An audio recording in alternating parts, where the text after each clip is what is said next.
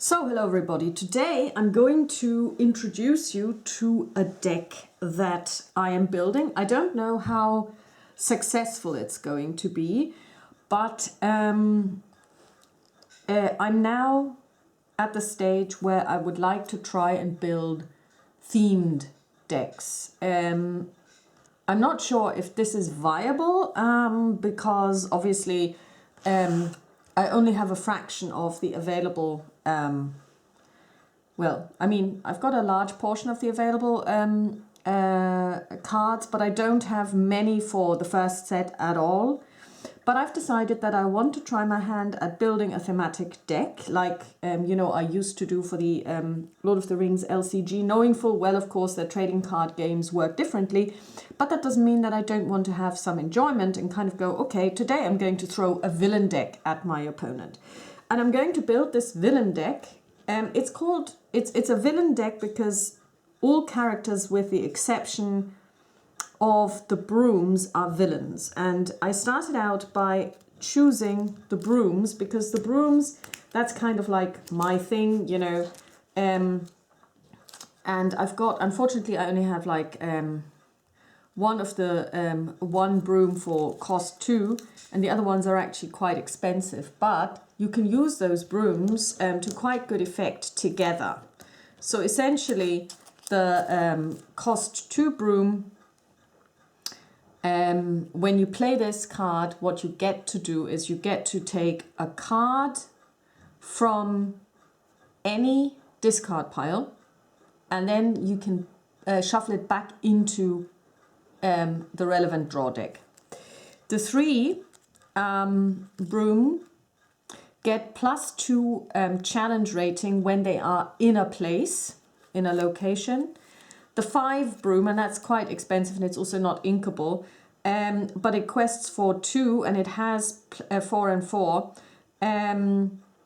has the ability that when you play this, you get to remove all of your brooms that may have been discarded and put them back into your deck. And then we have the number 6, the cost 6 broom, which only quests for 1, and it's also not inkable. But it has the ability that if you have at least one magician in your game, male or female, so they're using the, I don't know if it's in English, witch and warlock or whatever they're calling it, you can basically, if this is the case, then you can take one of your opponent's characters and exhaust it, and the character doesn't get readied on their next turn. So if you want to get rid of somebody, or if you want to even like make sure that they don't attack you or do something terrible, you can use this. But of course, it's quite expensive. So I base this around these brooms. And of course, for the brooms to work, it's a good idea if you have locations. And there is one location which I only have once, and that's the Mystical Tower. And it says that, first of all, brooms can be moved for free to this location, and everyone that is in this location gets +1 legend when they quest. So this is a must-have. It's a 3, but basically if you play a broom deck, this is one of the ones that you want. And I've also got the Maleficent's castle as location. So I've got 3 locations. And since this is now, since we need magicians, I've got plenty of magic users, but I've decided only to go for the evil ones. So I've got Gundel, who is my most beloved villain from the books, and I've got her in various guises. However, the most expensive one, although the most expensive one is a Floodborn and has shapeshifting, I didn't put into the deck, and the reason is A, she can't be inked, and B, she only quests for the cost of your most of an item that you control of your choice. But I'm not really playing with items because I don't have that many, so she's not really useful. But I've got Gundel for 2, and then Gundel for 4. I only have 5 Gundels in total. And she quests for 2, but she also has the possibility you can exhaust her, and the ability then is to send any item back to the owner's hand. So you can either remove somebody else's item, or if you want to save your own, you can do that as well. So those are the Gundels, but of course we need more villains in the deck. So, and of course we want magic users, because we always want to be able to play, if we ever get to playing the most expensive broom, we need a magic user in place. But of course we also need other characters to make an impact. So first of all, we want characters that can attack, and here we've got the Queen of Hearts in red for 2, and she's actually got rasant, which means that she's fast, and when you play her, you can attack her, you can use her to attack on that same turn. So if you want to basically make sure that something happens immediately, you can bring her in. We also have Greifer, who's also, and she's also a villain. He is Wendig, which means that he's nimble. So basically, only nimble characters can attack him, and he attacks for 3, and he has 2 for his willpower, and he quests for 1. Then we've got Jafar, who quests for 2. He's quite cheap considering that he costs only 3, and when you play him. And he has a 2/2 and he quests for 2, but when you play him, you get to take a look at your top 2 cards from your deck, and you can choose to, and you choose 1 to stay on top, and then you choose 1 to go on the bottom. So that's also good for deck management.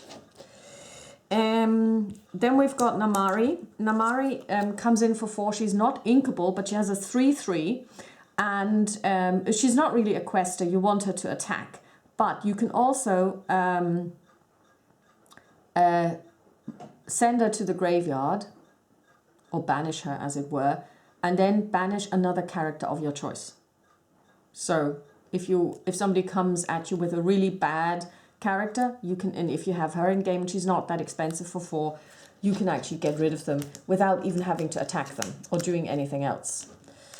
Then we have our, let's say, cheap ones, the cannon fodder, and we've got Diablo, who is Maleficent's familiar, and he's cheap and he's inkable, that's why he's in the deck, but he has the ability that if you play Maleficent, and I only have 1 Maleficent in purple or red,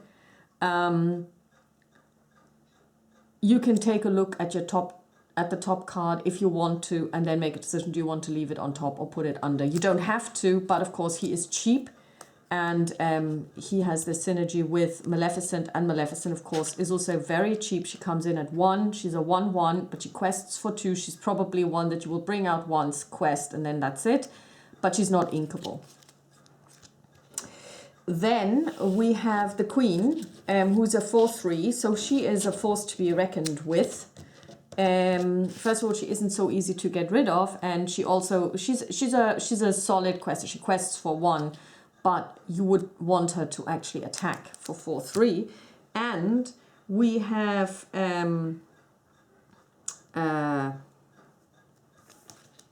in combination with this, we've got the Legend of the Sword in the Stone. And when you sing this song for 2, and it's actually quite cheap, whoever you want to send out as a challenger gets a +3. So the Queen would then be challenging for 7. So that's a force to be reckoned with. And I've got the song, The Legend of the Sword, twice. And I've got the Queen 4 times. And also, the good thing is she is inkable. Then I've got Chernabog's followers. They're also, first of all, inkable, so that's good, and they're cheap. And every time they go questing for 1, you can also then choose to send them to the graveyard, and you get to draw a card. So this is a card drawing mechanism as well, not too shabby at all. So you might want to do this if you don't have anything that you want to ink as you are beginning your turn. So you draw your card, and then you realize you need to ink, but you don't have anything to ink yet, but these are out. You just send them questing straight away, collect your 1 legend, and then send it to the graveyard, and then you get to draw again, and you might end up with a card that you can ink easily. Basically, I also bring in the Duchess Tremaine, because first of all, she's cheap. She goes questing for 2. She's a villain, so it kind of fits in with my whole theme. But if you play her late in the game, if somebody else is ahead of you, they will lose 1 legend. So you wouldn't want to play her. Well, I mean, that's a side effect that she has, but she's also a quester, and you can also use her to attack. Then we have 2 I'm stuck actions, which allow you to play them on any character, but you would probably play them on an opponent's character to ensure that they don't untap, so they don't get readied on their next turn. So if it's somebody that's questing for a lot of points, you might want to prevent them from questing again. Or if it's an attacking opponent, you might want to do this so that they can't do anything. We also have Tangled, which means that everyone who's your opponent loses 1 legend. So that's just a cheap one. Even like you can play this anytime because it's cheap, but you might do this, you know, in order to even just keep the game open. We've got Freeze, which allows you to exhaust an opponent's character of your choice. So if you want to attack someone and they are not at the moment exhausted and you can't, you can do this. So you might want to play this together with the Queen of Hearts, because if she comes out and on her first, on being played, she can actually already attack. So if you want to attack something in particular, you just play this first and then you play the Queen, and the Queen can go and attack immediately. We've got 1 Ursula. You can't have a villain deck without an Ursula. Again, she's not inkable, but she's not that expensive. But she is a 3/3 and she quests for 1. And every single time you quest with her, you can choose a character, an opponent's character, and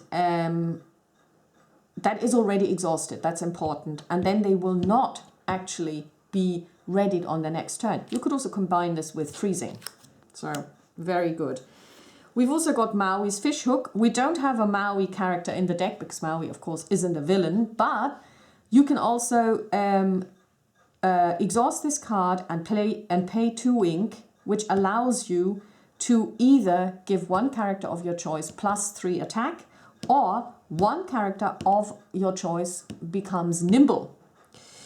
So, and until the beginning of your next turn. So if I play this on my turn and then my opponent goes, any character that I have made nimble will only be attackable by another nimble character by my opponent. And if they don't have any, I could save a character that I want to not go under. Plus, although you have to pay ink for it, it's still only 2, and it's not an action. It's an item that stays.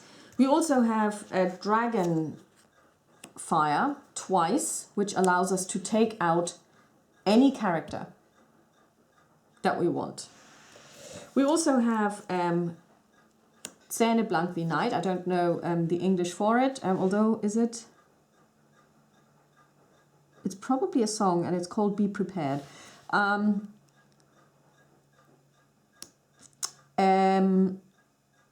First of all, you can ink it. You could also just pay 2 ink to sing it, or you can get any character that costs 2 or more to sing it by exhausting them.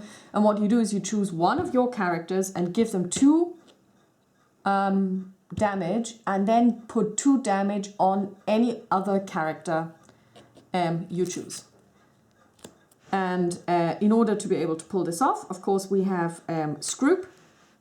He is expensive because he costs 5, but he also quests for 2. Plus, when he has damage on him, he gets +3 when he challenges. So what you could do is you could play this, give him +2, give him 2 damage, then and then put 2 damage on somebody else's character, and then exhaust Scroop to go attacking for 5, and then maybe take the other one out. And we've got him 3 times because also he is a good quester. Then we have the Book of Spells, or the spell book. You exhaust it, pay 1 ink, get 1 legend. We have the boss is the hero.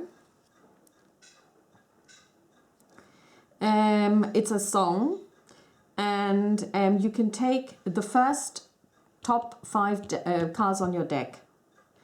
You can order them in any way you like, plus you and either on top or underneath it, it doesn't matter.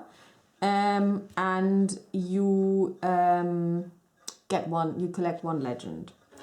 You've got It Calls Me, and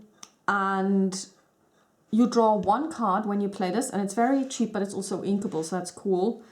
You draw 1 card, and then you get to you get to shuffle 3 cards of your choice from your opponent's deck into their deck. So it's one of the ones where you kind of go, this is probably going to be ending up being inked. And then we've got Last Try. You play this on an opponent's character and you exhaust them.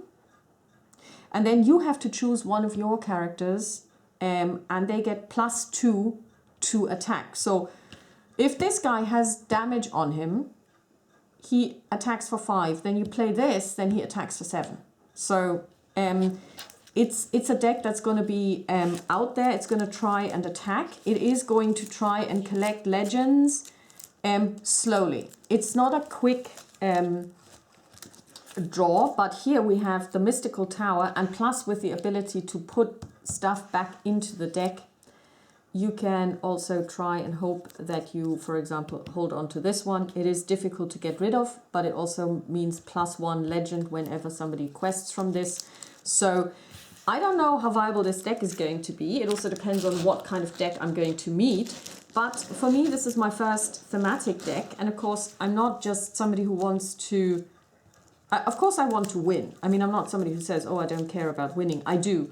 But I also want to kind of like build decks that have a meaning, that tell a story. And of course, in trading card games, that's a little bit different than in LCGs, where you basically play against an environment, which tells a story. And I'm pretty sure we're going to see this in the upcoming Ursula expansion. But this is one way of trying to do this, and let's see if it's viable. And hopefully we will be able to show you what happens to this deck when I meet my opponent. Talk to you soon. Bye.